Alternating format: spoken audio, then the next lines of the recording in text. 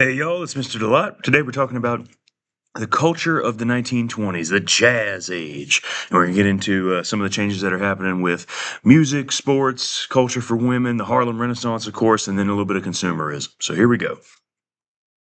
So the first thing that you got to realize is that the 1920s is considered by a lot of people to be the first like modern decade of American history, right?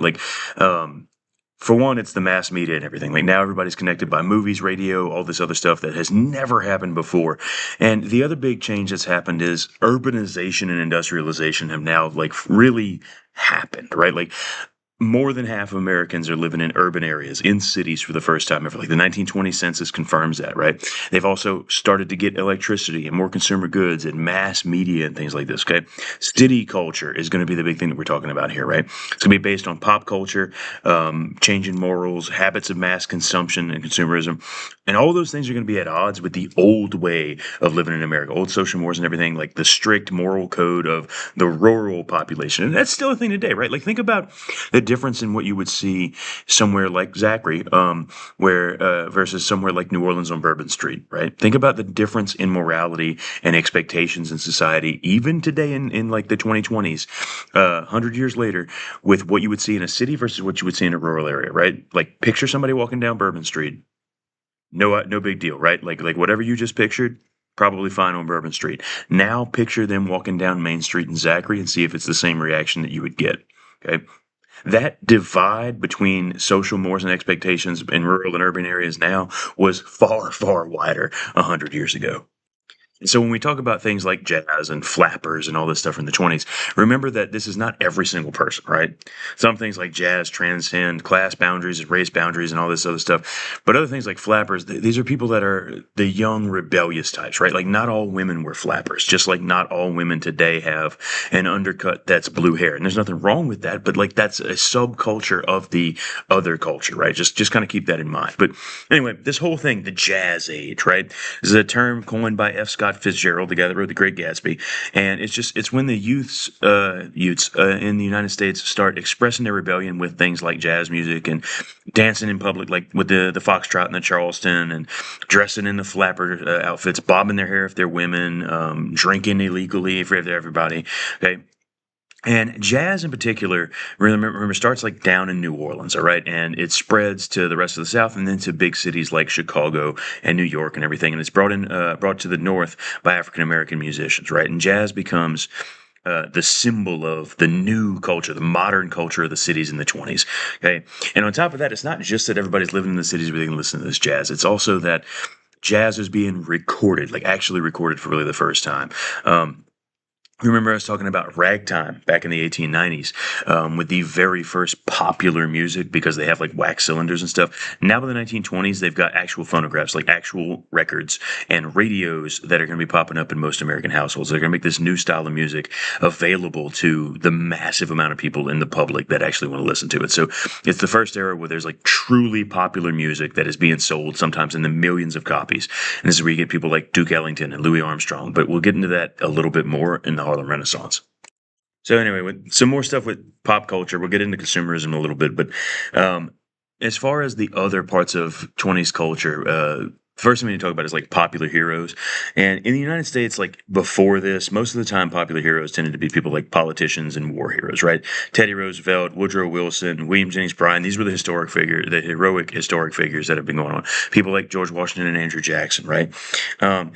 And later in the 20s, when you get to like the age of the radios and movies and all this, Americans in general as a people are going to radically shift their viewpoint to adopt these larger than life personalities, these first true celebrities, people like sports figures, famous athletes like Jim Thorpe, movie stars, right? And sports is really like the first time that this takes off with baseball, boxing, that sort of stuff. Like Jack Dempsey is a really famous boxer that Americans idolized because he was so good at it. There were plenty of other athletes, right? Like Jim Thorpe was probably the most famous football player, arguably the best football player of all time. There was Gertrude Ederle. Ederle. I'm not sure how to pronounce her last name. I've heard it a couple of different ways, but either way, really famous female swimmer. You had Bobby Jones with golf, and then of course like some of the big ones that y'all have probably heard of, like Babe Ruth is around in the 1920s, is the baseball like superstar, right? That these guys just take American pop culture by storm because there had always been athletes that were good, but now there are athletes that are good that you can watch in movie reels and news reels and listen to live on the radio, even if you were hundreds of miles away, and even if you couldn't afford tickets to the actual game. And that is a big shift in the way that people watch and follow sports and just pop culture in general. And outside of that, really anybody that showed tenacity and what people consider to be the American spirit were celebrities, right? Like probably the most celebrated celebrity of the 1920s is Charles Lindbergh. He's a young aviator. He's a pilot and a daredevil, pretty much. And the thing that really breaks him out on the main scene is he flies across the Atlantic Ocean. He's the first person to ever fly all the way across an ocean, and he does it by himself. He flies from New York to Paris. Takes him like a day and a half, but he gets it done. And when he gets home, him and his plane, the Spirit of St. Louis was the name of the plane, are immediately on everybody's lips. Like that is a household name. There's a huge parade where they welcome him back. I mean, he shows up on radio programs. He's signing autographs. He gets like deals to promote like everything from actual planes down to like cereals and stuff. You could also talk about Amelia Earhart, who's the most famous woman pilot of all time, and she's around in the 20s too. Although she's not as successful across the oceans as Charles Lindbergh is, because she disappears trying to cross the Pacific, being the first woman to do that. And actually, just recently they found some evidence that she definitely did end up on one of those Pacific islands. Whether she was still alive or not is a little bit up for debate. But either way, again, that adventurous spirit that people in the American 20s believe in, those two pilots embody that and become celebrities. But anyway, back to the biggest pop culture thing in the 20s, which is the jazz age, right? And so we need to talk about the Harlem Renaissance and African American culture for a little bit, right? Because by 1920, remember, there's still a big racial divide in the country, especially in the South with Jim Crow. But also by this time, there are black people living around the country, right? Like something like a fifth of all African Americans have moved to the North as part of the Great Migration, right? And that's something that had lasted from the 1910s until 1930, really in the first phase, and kind of continues all the way into the early 1970s. And if you remember why, they're moving for two reasons. The first one is to escape Jim Crow and segregation in the South. The second is for job opportunities in the North. So a big shift of black workers to northern factories during World War I, and they stay in cities like Chicago, Detroit, New York. And they do find some improvement in the situation in these northern cities.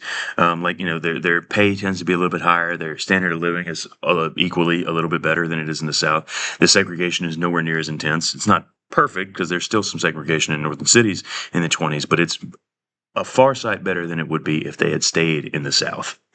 And the largest concentration of African Americans in the North ends up in Harlem, New York.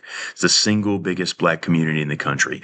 And it's got a population of something like 200,000 African Americans by 1930, with a huge concentration of culture as well. This is where black actors and artists and musicians and writers are all going, because one, it's the biggest black community, but also it's attached to the rest of New York City. So it's got all these other opportunities culturally, economically, and so on. So this is where you see people like Langston Hughes and Louis Armstrong and everything, right? So bringing it down a little bit, obviously, we're going to start with music. This is the jazz age, and so you end up with people like Louis Armstrong, who is just like the seminal musician for jazz. Starts in New Orleans, goes to Chicago, goes to New York, and makes it big in the Harlem Renaissance as a jazz musician who really is one of the first people ever to break down the race divide in the country the way that he does, where even other white musicians are inviting him into their bands and stuff to come and play because he's so good, he's so famous, and everybody is listening to his music. There's plenty of other musicians that go with him in the jazz age, like Duke Ellington, the famous piano player. I could go on a list like all of the rest of them, but those are the two big ones you need to know. But like, no matter who you were, if you were a black musician, Harlem was the place you wanted to go, because if you made it, the moment you knew that you had made it into the mainstream was when you played the Cotton Club. And the Cotton Club originally started as a black venue in New York. It turns into the single most famous musical venue in the country for most of the 20s, because it's where all the jazz musicians are playing. And it's jazz mainly, but there's also some other African American influence from the South as well. Like blues is a thing that starts to take off at this point too, from Mississippi and Louisiana. Probably the most famous blues singer was a lady named Bessie Smith. She's also at the Cotton Club for a little while, and you get some of these other acts like Robert Johnson and so on that start to take off later and hit into the mainstream for the first time. There's also a lot of literature coming out of the Harlem Renaissance as well. People like Langston Hughes and Zora Neale Hurston, uh, County Cullen, James W. Johnson, Claude McKay. There's a ton of poetry and literature and all this coming out of Harlem. And one of the things that sets it apart is that you see the struggle that these people have been going through, right? Like they talk about the plight of Black Americans in the Jim Crow South or trying to find jobs in the North, right? And they write about African American heritage, there's a wide range of what they're actually writing about. Some of it is, of course, the bitterness and the memory of things like slavery and segregation, and some of it is like hopeful and even joyful with like a celebration of Black culture as well. Like Langston Hughes, for example, can hit all of those different emotions in his writing, and uh, they also get a little bit more mainstream recognition and popularity with white audiences. Although the main success that the Harlem Renaissance and Black culture have is, of course, going to be with jazz music itself. And jazz is going to have really far-reaching impacts in like the music world. Like every other popular music genre, basically that has followed the 20s, has had influence from jazz or blues or both. Like rock and roll, country, doesn't really matter what you're talking about. All of it has African American influence. But as I'm sure you can guess, just having popular music is not enough to make life better for most African Americans in the country. There's going to be some political involvement that has to happen as well. We've already talked about W.E.B. Du Bois and founding the NAACP to try and like get some change in segregation, stop the lynching that's been going on. There's another guy that comes out in the 20s as well. It's Marcus Garvey. This guy in 1916 is going to found something called UNIA, the United Negro Improvement Association. And he starts this up in Harlem. Now Garvey was from Jamaica, but he comes to the United States and he sees the problems with segregation and everything. And one of his solutions to the way that Black people are getting treated in the country is to advocate for individual pride in yourself as a Black American, and also like racial pride, like Black pride and almost African nationalism, right? And Black nationalism as a whole really starts with Marcus Garvey. He advocates for a kind of extreme version of this, though. He talks about African American separatism. He talks a lot about economic self sufficiency and things like kind of like Booker T. Washington would be talking about.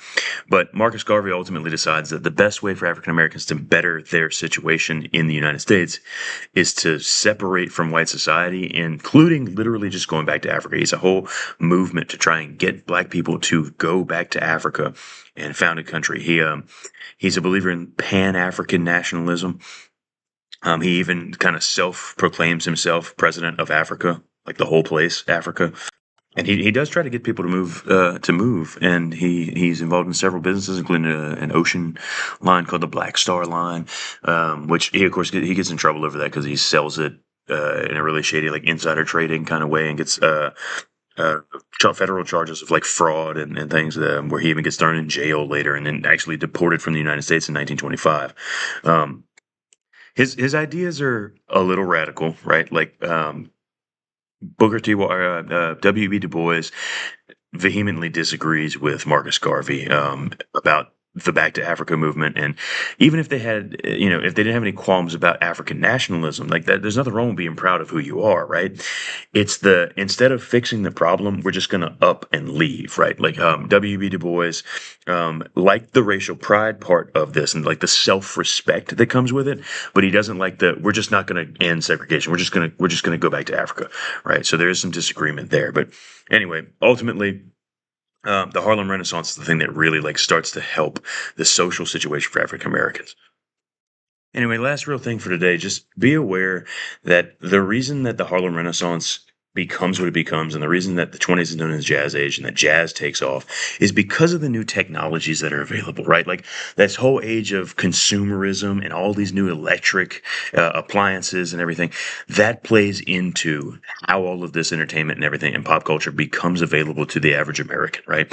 Remember, 2/3 of houses are going to have electricity by this point, and it grows. People are getting cars, people are getting radios, people are getting things like refrigerators, and of course, that's part of the consumer culture. And there's going to be a ton of advertising that goes along with this to get people to buy it, which we'll talk about in class. But there's a lot of impact from cars and from radios and from movies, and then later like talkies. By 1925, you had the first talkie movie come out, which is The Jazz Singer with Al Jolson, where it's the first movie that both moved and talked. They synced up the sound with the video. Don't overthink that. Okay, people are creative when they name things. Talkies are movies that also make sound.